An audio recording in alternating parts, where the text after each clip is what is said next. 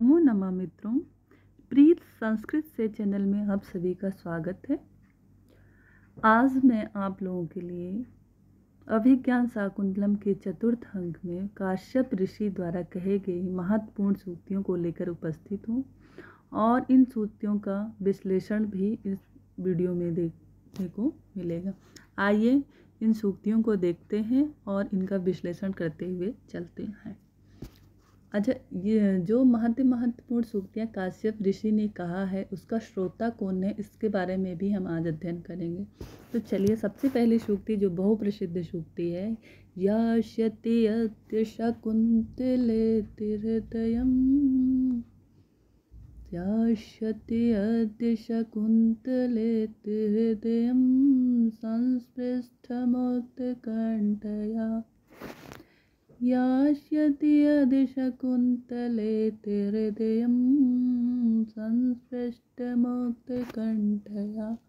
महर्षि कर्ण चतुर्थ अंक में जब शकुंतला की विद्याई होने लगती है तो महर्षि कर्ण कहते हैं कि यास्यति अद्य, अद्य मतलब क्या होता है आज, शकुंतला आदि यास्यति चली जाएगी, मैं हृदयम संस्पृष्ट मुक्त कंठा, यह सोचकर मेरा हृदय, जो मैं हृदय, मेरा हृदय संस्पृष्ट मुक्त कंठा, हृदय दुख से भर गया है। आज शकुंतला चली जाएगी, विदा हो जाएगी, इसलिए मम हृदय, मेरा हृदय संस्पृष्ट मुक्त कंठया, दुख से भर गया है। ऐसा काश्यप ऋषि कहते हैं जब शकुंतला की विदाई होती है। और इसको सुनने वाली जो श्रोता होती हैं उनकी दो सखियाँ प्रियंवदा और अनसुईया होती हैं, जिनके सामने काश्यप ऋषि ने ये बात कही थी। चलिए अगला देखते हैं। पीड्यन्ते गृहिणा कथं नूतनया विश्लेष दुःखैर्नवै, पीड्यन्ते गृहिणा कथं नूतनया विश्लेष दुःखैर्नवै। पीड्यन्ते दुखित होते होंगे, गृहिणा गृहस्थी लोग, कथम क्यों, कथम नु निश्चित रूप से, तनया विश्लेषण, तनया के यानी अपनी पुत्री के विश्लेषण में विदा होने पर गृहस्थ लोग पहली बार पुत्री के वियोग होने से दुख से कितने अधिक दुखी होते होंगे। विश्लेष दुख है, विश्लेषण मतलब क्या होता है अलगाव, तनया विश्लेष यानी तनया से जो लगाव हो रहा है इसके दुख से अत्यंत दुखी होते होंगे।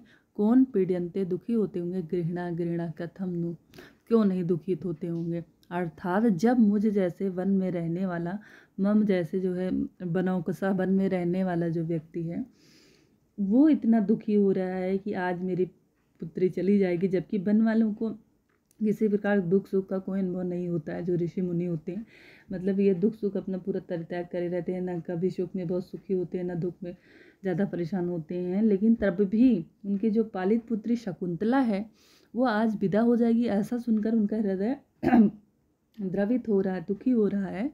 तो पीड्यन्ते गृहिणा कथम नु तनया विश्लेष दुख है, तनया के विश्लेष से, तनया के अलग होने से क्यों नहीं दुखित होंगे गृहस्थ लोग, जो कि गृहस्थ लोगों तो बराबर जो है अपनी पुत्री के मोह माया ये सब गृहस्थों में होता है। गृहस्थ अपने पुत्री को मतलब हमेशा साथ में रहता है, तो जब वो पहली बार अपनी पुत्री से वियोग करता होगा तो क्यों ना दुखी हो, है ना, इसका अर्थ है। और ये कहता कौन है? कर्ण कहते हैं। इसकी श्रोता भी दोनों सखियां होती हैं। ये एक ही श्लोक का अंश है। चलिए अगला देखिए। अगला है यया तिरु शर्मिष्ठा भर्तुर्बहुमता भव, सुतं त्वमपि साम्राज्यं सेव पुरमाप्नोहि, अपनोहि मतलब प्राप्त करो। और ये कौन सा लकार है? लोट लकार। आपनोहि क्या होता है? प्राप्त करना। कौन सा लकार? लोट लकार मध्यम पुरुष एक वचन का है ये। अगर आपनोहि शब्द पूछ लिया जाता है व्याकरणात्मक टिप्पणी में कि कौन से लकार का है, कौन सी विभक्ति, कौन से लकार का है, कौन सा पुरुष का कौन सा वचन है, तो लोट लकार मध्यम पुरुष एक वचन है। श्रुतम जो है, श्रुतम का अर्थ होता है पुत्र, त्वम अपि मतलब तुम भी। यहाँ पे देखिए श्रुतम लिखा है पुत्र को, त्वम अपि मतलब तुम भी, साम्राज्यम सेवयम सा एव वैसे ही, पुरु की तरह आपनो ही प्राप्त करो। अब ऊपर की लाइन देखिए, ययाति शर्मिष्ठा, ययाति यु शर्मिष्ठा। अब यहाँ देखिए ययाति शर्मिष्ठा यु, यानी राजा ययाति और शर्मिष्ठा की तरह भर्तुर्बहुमता भव, पति की प्रिय हो। जिस प्रकार राजा ययाति की प्रिय शर्मिष्ठा थी, उसी प्रकार तुम भी अपने पति की प्रिय पतिर्बहुमता भव, पति की अत्यंत प्रिय हो। और सुतम अपि, जिस प्रकार ययाति और शर्मिष्ठा ने सुतम साम्राज्य सेवम पुरुसुतम, यानी साम्राज्य शक्तिशाली पुरु नामक मतलब पुत्र को प्राप्त किया। तमपि, तुम भी सा एव, वैसे ही आपनु ही प्राप्त करो, तुम भी वैसे ही आपनु प्राप्त करो। अब यहाँ मतलब एक समझने के लिए कह दिया गया कि वैसे ही प्राप्त करो। क्या पुरु क्या था? उनका पुत्र था। तो कहने का भाव ये है कि वैसे ही पुत्र को तुम भी प्राप्त करो, जैसे शर्मिष्ठा और ययाति का प्रेम था, वैसे प्रेम को तुम प्राप्त करो अपने पति से। और उनकी ही भांति तुम शक्तिशाली सम्राट पुरु जैसे पुत्र को तुम भी प्राप्त करो। ये कर्ण कहते हैं, आशीर्वाद देते हैं शकुंतला को। और इसको जो सुनने वाली रहती है वहाँ पे वो गौतमी होती है। चलिए अगला फिर अगर देखें, इतः सद्यो हुताग्निनीन प्रदक्षिणा कुरुष। यहाँ भी लोट लकार, कुरुष जो है लोट लकार मध्यम पुरुष एक वचन का, लोट लकार है मध्यम पुरुष है एक वचन है ना, एक वचन है, मतलब करो। लोट लकार आज्ञा के अर्थ में होता है। इतः सद्यो हुताग्निनीन प्रदक्षिणा कुरुष, अभी हवन की गई। इतः सद्य मतलब तुरंत मतलब शीघ्र ही। हुताग्निनीम, हवन की गई अग्नियों की प्रतीक्षा करो, जो अभी तुरंत हवन की गई हैं अग्नियाँ। भगवान कहते हैं ना, शकुंतला से कहते हैं कि काश्यप ऋषि कहते हैं कि जो इधर ही जो मतलब अग्नियाँ भी हवन की गई, तुरंत अग्नियों की प्रदक्षिणा करने से क्या होता है कि जो आपके पाप इत्यादि होते हैं, उसकी जो सामग्री पड़ती है घी शक्कर इत्यादि, उसकी सुगंध जब आप पड़ जाती है तो उसके जो आपके पाप होते हैं वो खत्म हो जाते हैं, जाने अनजाने में जो होते हैं, ऐसा माना जाता है। तो उन्होंने कहा कि इता सद्य तुरंत की हुई हुताहुत मतलब क्या होता है? हवन अग्नि, मतलब हवन की अग्नियों की प्रदक्षिणा करो, ऐसा राजा आज्ञा देते हैं। और कुरुष का हमने बता दिया, व्याकरणात्मक टिप्पणी क्योंकि विश्लेषण हमने बोला था। लोट लकार मध्यम पुरुष एक वचन का है। अगला प्रश्न देखिए, फिर अगला देखिए कथन कण्व का, अपघ्नन्तो दुरितम हव्य गंधैर्वैतानास्त्वां वहिन्यः पापयन्तु। अग्नियाँ हव्य गंधई वैतानस्य वहिन्या मतलब यज्ञीय अग्नियाँ। वैतानस मतलब यज्ञीय अग्नियाँ, वहिन्या मतलब क्या होती है? अग्नियाँ। अब ये हव्य गंधई यानी हवन वस्तुओं की सुगंध, हव्य वस्तुओं की सुगंध से, हवन गंधई यानी वस्तुओं की सुगंध से। आप नहुतम दुरम, आप न घ्नन्तो दुरितम, पाप को नष्ट करती हुई, पाप को नष्ट करें यानी पाप को नष्ट करती हुई तुम्हें क्या करें? पवित्र करें। जो यज्ञीय अग्नियाँ हैं, जो यज्ञ की मतलब यज्ञीय अग्नियों की जो पड़ी हुई हवन सामग्री की जो धुआं है, वो तुम्हारे पाप को नष्ट करते हुए तुम्हें क्या करें? पवित्र करें, ऐसा कण्व कहते हैं। और इसको जो श्रोता हैं वो शारंग्रव जी हैं, नहीं सॉरी शारंग्रव जी नहीं है, ऐसा जो है कौन कहता है? इसके श्रोता शकुंतला होंगे। चलिए अगला है कि भगिन्याः ते मार्ग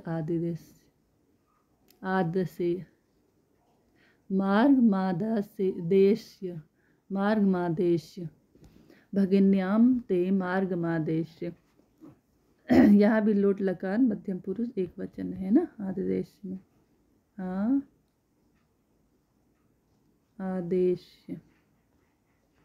आदेश में भी क्या है? लोट लकार मध्यम पुरुष एक वचन। कहा भगिन्याम ते, भगिन्या मतलब होता है बहन, भगिन्या बहन को, है ना, को कहाँ लगता है? षष्ठी। भगिन्या रमया भगिन्या, भगिन को ते तुम्हारे द्वारा मार्ग आदेश से मार्ग दिखाओ है। सारंग्रव से कहते हैं कि भगिन्याम ते मार्ग आदेश, हे सारंग्रव तुम अपनी भगनी को मार्ग दिखाओ। मार्ग दिखाने का मतलब क्या है कि देखिए, जब हम किसी नई जगह जाते हैं तो किसी के साथ जाते हैं, किसी गाइड को लेके, या कोई अपना जो जानने वाला जो उस जगह पे जाता है, तो जो जानने वाला होता है ना, उससे कहा जाता है कि आप आगे आगे चलो, तो वो आगे आगे चलता है, हम उसका अनुसरण करते हैं। तो सारंगधर शकुंतला के साथ जा रहा है, उसको रास्ता पता है। तो शकुंतला मतलब वो गुरु महर्षि कर्ण आदेश देते हैं कि सारंगधर से कि तुम भगन्या को मार्ग दिखाओ, यानी आगे चलो, और भगन्या तुम्हारे पीछे पीछे जाए, मतलब जो भगनी है तुम्हारे वो पीछे जाएंगे। चलिए अगले स्लाइड पर आते हैं।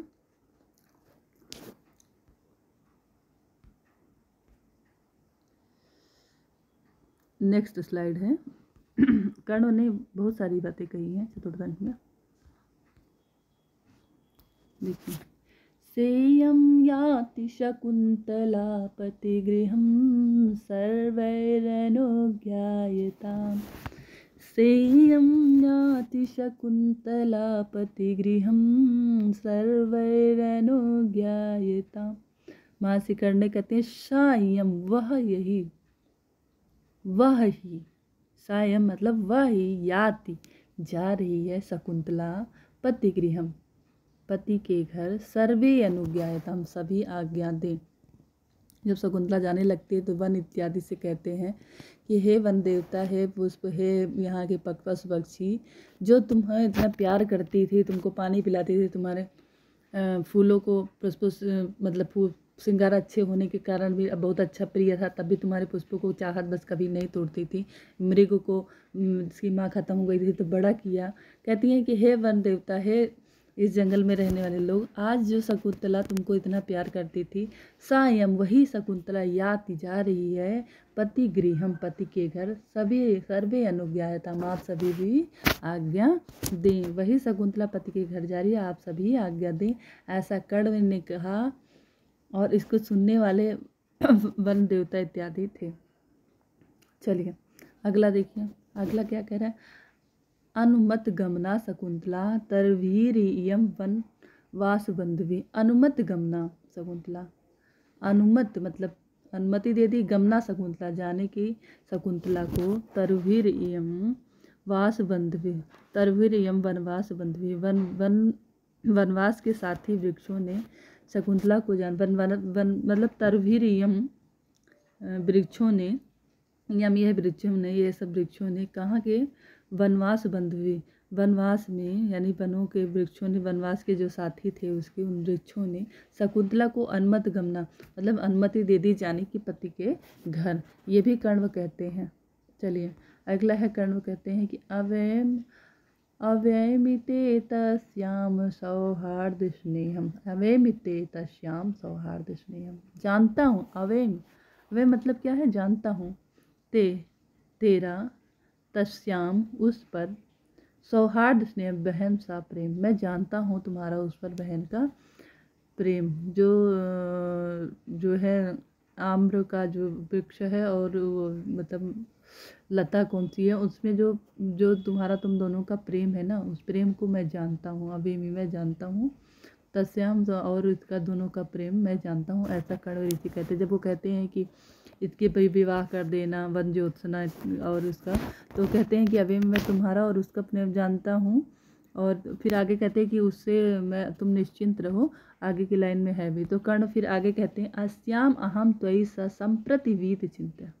अस्याम यानी इसका, अहम मैं, त्वयि चा अस्याम त्वयि चा इसका और तुम्हारा, अहम मैं, संप्रति इस समय वीत चिंता मुक्त हो गया हूँ। मतलब अस्याम मतलब इससे, और त्वयि तुम दोनों से, इससे और तुमसे इस समय मैं निश्चिंत हो गया हूँ, क्योंकि उसने भी जिस तरह तुमने राजा दुष्यंत को चुन लिया वैसे भी जो वन ज्योत्सना है उसने भी चुन लिया है। वो दोनों ही आपस में विवाह कर लिया। लता उसके वन ज्योत्सना के उसमें आम्र वृक्ष में जो है लपेट ली है, उससे विवाह कर ली है। तो मैं तुम्हारे प्रति और इसके प्रति वन ज्योत्सना दोनों लोगों के प्रति मैं अश्याम और त्वयि प्रति संप्रति वृत चिंता निश्चिंत हो गया हूँ, ऐसा कर्ण कहते हैं। आगे की लाइन देखिए, कर्ण फिर कह रहे हैं कि सो अयम न कृत पुत्र कृत कह पदवी मृग ते, सो अयम वह यह, न पुत्र कृत का पुत्र की तरह पाला हुआ, पदवीम ते मृग हते तुम पदवी की तुम्हारे मार्ग को नहीं छोड़ रहा है। सो अयम वही पुत्र की तरह कृतिका पाला हुआ तुम्हारी पदवी मतलब मार्ग को, मृगा मर्ग वही मृगा, सो अयम मृगा वह वही मृग, ते तुम्हारे मार्ग को, नहीं छोड़ रहा है, जो जिसको तुमने पुत्र कृत्य कहा, पुत्र की तरह पाला था, वही मृग तुम्हारे मार्ग को नहीं छोड़ रहा है। जब शकुंतला जाने लगती हैं तो जो मृगी होती है वो शकुंतला का जो है आंचल पकड़ कर खींचती है, यानी कि उसको मना करती है कि तुम मत जाओ छोड़ करके, क्योंकि शकुंतला, उसकी माँ ख़त्म हो जाती है तो शकुंतला जो है उसकी बड़ी सेवा करती है, उसको अपने मुट्ठी से चावल इत्यादि खिलाते हैं, और उसके एक बार घाव लग जाता है तो इंदु देवता तेल उसके घाव पर लगाती, ठीक करती हैं, उसको बड़ा करती हैं। तो जब वो शकुंतला की विदाई होने लगती है तो बहुत दुखी होता है, क्योंकि उसको पुत्र की तरह शकुंतला ने पाला था, और शकुंतला के जाने पर बार बार उनके मार्ग को रोकता है, बार बार उनका दुपट्टा खींचता है। तो जब उनका दुपट्टा पीछे से खींचता है तो शकुंतला कहती है कि कौन है ये जो मेरे मार्ग में दुपट्टा। तो वो कर्ण और ऋषि कहते हैं कि जो जिस मृग को तुमने अपने पुत्र की तरह पाला था, वही मृग आज तुम्हारा रास्ता नहीं छोड़ा, तुम्हें नहीं जाना देना चाह रहा है, ऐसा महारथी कर्ण ने कहा। चलिए अगला देखिए। अस्मिन् लक्षित नतोन्नत भूमि मार्गे पदानि खलु ते विस्मी भवन्ति। अस्मिन् यानी इस लक्षित चिन्हित ऊंची नीची भूमि, ऊंची नीची, नतोन्नत नीची और उन्नत मतलब ऊंची, भूमि मार्गे पदानि खलु ते विस्मी भवन्ति, रास्ते में ऊंची नीची मार्ग में पदानि पैर, खलु ते पदानि तुम्हारे पैर, खलु निश्चित रूप से विस्मी भवन्ति विस्मी लड़खड़ा जाएंगे, विस्मित हो जाएंगे, इसलिए तुम नीचे देखो। जब शकुंतला रोने लगती हैं सबसे मिल करके, और काश्यप को भी कि हम जा रहे हैं, तो जो है तपस्वी लोग सबसे शकुंतला इत्यादि मतलब अपनी सखियों से गले लगती है, तो उनकी आंखों में आंसू आ जाता है, रोने लगती हैं। तो महर्षि कर्ण कहते हैं कि देखो आंखों, वैसे भी आप रियल लाइफ में भी देखिए, जब आपकी आंखों में आंसू भरा हो कभी, और फिर उस समय आप किसी चीज़ को देखने का प्रयास करिए तो आपको स्पष्ट दिखाई नहीं देता है। आंसू क्या करता है, रोशनी को रोक देता है। तो वो देखिए कितना अनुभव था, कितना बढ़िया लिखा है कालिदास ने, उनको कितना अनुभव था। उन्होंने कहा कि जो तुम्हारे आंसू है ना, रो मत बेटी, क्योंकि इस आंसू की वजह से जो तुम्हारे मार्ग है ना, ये दिखाई नहीं देंगे, जिसकी वजह से तुम्हारा पद जो इस ऊंची नीची उबड़ खाबड़ जो ज़मीन है, क्योंकि संभल रोड से तो जा नहीं रहे थे, जंगल ही जंगल जा रहे थे, जो ज़मीन है ना इस पर तुम्हारे पैर लड़खड़ा जाएंगे, इसलिए रो नहीं, तुम्हारे मार्ग में पद क्या हो जाएंगे, विस्मृत हो जाएंगे। देखिए कितना बढ़िया उनको ज्ञान था, कितना उन्होंने सूक्ष्म अध्ययन करके तब ये लिखा है कालिदास ने। फिर आगे का देखिए। फिर एक कर्ण ऋषि कहते हैं एक कथन कि भाग्या यत् मतः परम न खलु तद्वाच वधु बंधुवी। वधु बंधुवी यानी कि जो वधु है उसके बंधुवी, उसके भाई इत्यादि, भाई पिता इत्यादि सगे संबंधियों के द्वारा, न खलु तद्वाच कुछ नहीं कहा जा सकता, नहीं कहना चाहिए संबंधियों को, क्योंकि भाग्य मतः परम, इससे आगे भाग्य के आधीन, भाग्य मता भाग्य के आधीन है परम सब कुछ, इससे अधिक मतलब वो समझाते हैं कि देखो तुम ससुराल जाना तो ये चीज़ें करना, जो तुमसे बड़े हों उनको सम्मान देना, सेवा करना, और जो तुम्हारे सेवक जन है, परिजन है, जो नौकर लोग हैं, उनको जो है उनके प्रति दया की भावना रखना, और जो तुम्हारे पति हैं राजा, उनको मतलब बहुत गुस्सा होने पर भी उनको क्रोध मत करना, अगर गुस्सा में तुमको डांट भी दे तो तुम नाराज मत होना। अगर इस तरह तुम करोगे तो यांति गृहिणी पदम, युवतियों यांति मतलब प्राप्त करते हैं युवतियाँ गृहिणी पद को, ऐसी युवतियाँ जो इस गुण को लेके जाती हैं वह गृहिणी पद को प्राप्त करती हैं। और विपरीत कुलस्याध्या, जो विपरीत होते हैं यानी जो इसके विपरीत आचरण करती हैं, ऐसी स्त्रियाँ जो है कुल के लिए, अपने खानदान के लिए, आध्या मतलब होता है मानसिक पीड़ा होती है।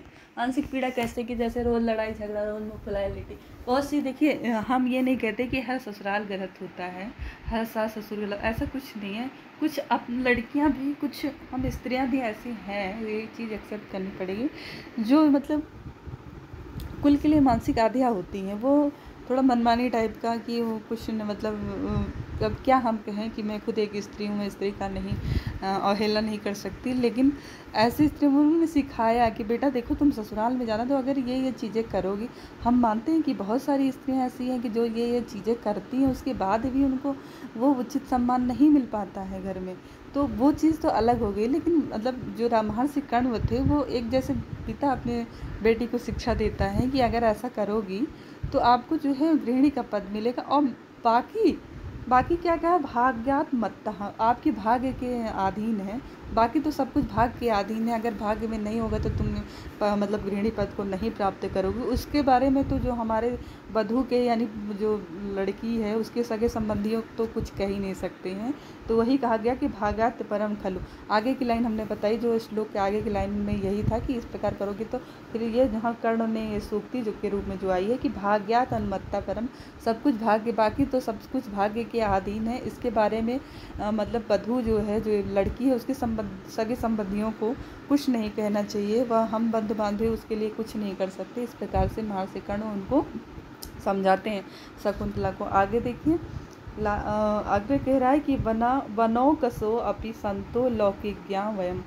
जब उनको कहते हैं कि ऐसा करना, उनसे मेरा प्रणाम कहना, राजा दुष्यंत को कहना कि मतलब इस तरीके से उनके लिए गिफ्ट वगैरह जैसे और जिसको प्रणाम करना, ये सब चीज़ें जब बताते हैं तो कर्ण कहते हैं कि बेटा मैं भले वनो कसो, वन में रहने वाला, वन में रहते हुए भी, वनों को सो अपि, वन में रहते हुए भी, संतो संत लोग, लौकिज्ञा वयम, हम संत लोग जो हैं लौकिज्ञा, लौकिक ज्ञा मतलब जानने वाले हैं, लौकिकता को, जो सांसारिकता है उसको जानने वाले हैं। मतलब भले ही हम लोग संत साधु संत हैं, लेकिन जो प्रणाम कर रहे हैं तो हम लोग लौकिकता को जानते हैं। उनको जाकर के मेरा प्रणाम करना। अहम संतो वयम संतो, हम सभी संत, वन कोसो अभी, वन में रहते हुए भी लौकिक ज्ञान को जानने वाले हैं। ऐसा जो है इस सूक्त में कहा गया है। चलिए आगे कर्ण ने कहा है, आगे कर्ण ने कहा श्रुश्रुवस्ते गुरुन कुरु प्रिय सखी वृत्तिम सपत्नी जने भर्तुर्विप्रकृता पिरोषणतया मास्म प्रदीपम गम। शुश्रूष गुरुन कुरु प्रिय सखी सवृत्तिम जने। शुश्रूष मतलब सेवा करना, गुरुन जो अपने से बड़े हैं, गुरु मतलब क्या होता है, बड़े लोगों की सेवा करना, कुरु करना, प्रिय सखीम वृत्तिम सपत्नी जने, तो जो आपकी सपत्नी जन है यानी जो आपकी सौत है, उनसे प्रिय सखी की तरह आचरण करना। क्योंकि राजा दुष्यंत की और भी पत्नियाँ थी, तो उनके साथ तुम जो है सखी की तरह आचरण करना। और भर्तुर विपरीत प्रकृत्या अपि, भर्तु के मतलब पति के विपरीत आचरण करने पर भी रोषणतया मास्म प्रदीपम करना, दुखी मत होना, क्रोध मत करना, उसके विपरीत आचरण करने पर भी। अब इतना सब कुछ सिखा देंगे तो वैसे भी वो गृहिणी पद को प्राप्त करेंगे, लेकिन ये सब भी करने के बाद कई बार स्त्रियाँ गृहिणी पद को नहीं प्राप्त कर पाती हैं, अवहेलना ही सुनती हैं, है ना। देखिए राजा दुष्यंत ही नहीं इनको स्वीकार करते हैं, तो इनके भाग्य में था कि शकुंतला को इतना दिन दूसरे जगह उनका प्रसव हुआ ऋषि के आश्रम में, वहाँ जाकर ही है ना। बाद में कितने दिन बेचारी विरह की अवस्था में जी, तो ये तो भाग्य के अधीन ही था ना उनके। चलिए अगला देखिए, यान्ति गृहिणी पदम युवत्यो वामाकुलस्य। ये बताया कि इस प्रकार के सेवा करना। आगे की लाइन तो ये भी एक सूक्त है कि यान्ति प्राप्त करते हैं, यम इस प्रकार, गृहिणी पदम गृहिणी के पद को, युवत्यो यानी युवतियाँ, वामह और इसके विपरीत आचरण करने वाली, कुलस्याध्या कुल के लिए, आध्या मतलब मानसिक पीड़ा होती हैं। ये भी महर्षि कर्ण कहते हैं कि तुम ऐसे ऐसा आचरण करना, और इसके जो विपरीत आचरण करती हैं क्योंकि वो कुल के लिए मानसिक आध्या होती हैं। फिर आगे कह रहे हैं कर्ण, इमे अपि प्रदेया न युक्तम यो न युक्तम अन्योत्र गंतुम, न युक्तम अन्योत्र गंतुम, युक्त नहीं है, ना युक्तम युक्त नहीं है, अन्योत्र गंतुम अन्य कहीं जाना, इमे अपि प्रदेयम इनको भी प्रदेयम मतलब देना है। जब दोनों सखियों को कहती हैं, कुंतला कहती हैं कि मतलब अपने पिता से कहते हैं कि पिताजी इन दोनों सखियों को तुम लोग क्यों मेरे साथ नहीं चल रही हो, और उनको तुम लोग यहीं से हमको छोड़ के चली जाओगी। जब विदा करती हैं वहाँ सरोवर के किनारे, सारंग कहता है कि नदी की मतलब किनारे तक ही किसी का अनुसरण करना चाहिए, सरोवर किनारे तक ही, उसके बाद हमें जो है चले जाना चाहिए। तो जब वो लोग जाने लगती हैं, शकुंतला से मिलती हैं, तो शकुंतला रोती है, कहती है क्या तुम लोग मेरे साथ नहीं चलोगी। तो फिर महर्षि कर्ण कहते हैं इमे अपि प्रदेय, इनको भी देना है, ना युक्तम अन्योत्र गंतुम कहीं अन्य जाना, मतलब इनका कहीं अन्य जाना उचित नहीं है। देखो पहले के ज़माने में क्या होता, अब तो खैर ज़माना एडवांस हो गया। पहले के ज़माने में क्या होता था ना, लड़कियों को पराया धन समझा जाता था, तो उनको बहुत सुरक्षित रखा जाता था, और उनको कहीं इधर उधर रिश्तेदारी नातेदारी में नहीं भेजा जाता था। वो घर ही में रहती थी, क्योंकि ऐसा माना जाता है कि मतलब कहीं मतलब किसी प्रकार का कोई हादसा ना हो। और हमारे गुरुजी तो एक मजाक में कहते हैं कि सोचते थे कि राजा दुष्यंत महर्षि कर्ण डर गए थे कि राजा दुष्यंत जब दुरानी रखने के बाद तीसरी शकुंतला से ब्याह कर लिया तो ऐसा ना हो कि जो है प्रियंवदा और सुइया से भी विवाह कर ले। लेकिन ऐसा कुछ नहीं है, ऐसा मेरे गुरुजी मजाक के तौर पर कहते हैं। तो मुझे भी उनकी लाइन याद आ गई तो मैंने भी बोल दिया। ऐसा नहीं था, मतलब उनका कहने का मतलब ये था कि पहला का जो रीति रिवाज था कि लड़कियां नहीं जाती थी, तो उसी हिसाब से। अच्छा, जो कालिदास की ये लाइन है इस बात को दर्शाती है कि उस समय जो है मतलब कैसा माहौल था, ये भी एक चीज़ है। चलिए अगला देखिए, सबसे लास्ट वाला कथन है इनका। कर्ण कहते हैं मम विरहा जाम ना त्वम सते सूचि गणेश्यसि। मम मतलब मेरे, विरहा मतलब विरह, जाम विरह जाम मतलब क्या होता है? उत्पन्न होना। मेरे विरह से उत्पन्न ना नहीं तुम वत्से वत्स हे वत्स सूचि गणिष्यति सो दुख को गिनो की। यानी कि मेरे विरह से उत्पन्न दुख को तुम नहीं गिनोगे। तुम्हारे पास इतना खुद काम होगा, वहाँ जाओगी, रानी बन जाओगी, राजा इतना मतलब विजय प्राप्त करेंगे, तुम्हारा पुत्र होगा सम्राट शक्तिशाली होगा, वो विजय प्राप्त करेगा, तो तुम हमेशा सेवकों को देने लेने में, राज्य के कार्यपाठ में इतना बिजी होगी कि मम विरहा जाम, मेरे विरह जाम मतलब से उत्पन्न दुख को तुम सूचि ना गणि, सूचि मतलब दुख को ना गणिष्यसि नहीं गिनोगे, तुम्हें याद ही नहीं आएंगे हम, इतना तुम व्यस्त रहोगे। ऐसा जब रोने लगती है शकुंतला तब महर्षि कर्ण उसको समझाते हैं। तो ये महर्षि कर्ण की लाइन है। नमो नमः मित्रों, मिलते हैं फिर से किसी अन्य पात्र के कथन को लेकर के।